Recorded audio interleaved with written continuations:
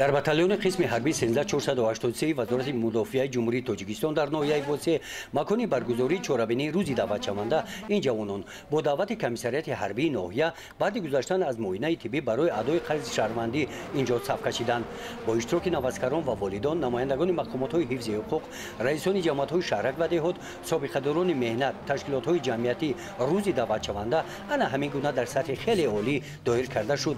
بخشیده به روز دعوتشونده رئیس ناحیه واسه دعوتشوندگان و در سیمای آنها اشتراکچیان چهاربینی را تبریک نموده از جمله قید نمودند که جوانان شجاع و دلیر سین دعوتی ناحیه واسه در قطار دیگر جوانمردان اصیل شهر و ناحیه‌های کشور عزیزمان تاجیکستان صاحب استقلال برای ادا نمودن قرض شهروندی خدمت وطن مادر آماده میباشند و با باوری ابراز نمودند که جوانان وطن دوست خدمت حربی را صافدلانه ادا نموده با سری بلند نزد پدر و مادر برمیگردند.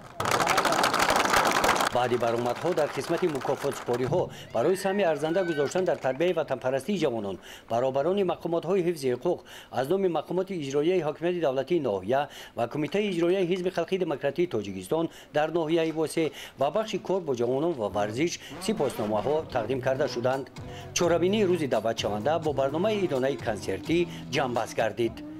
گزارش خوجا نظریف خدای نظر ظهوروف از ناحیه واسه برای برنامه اطلاعاتی نوید.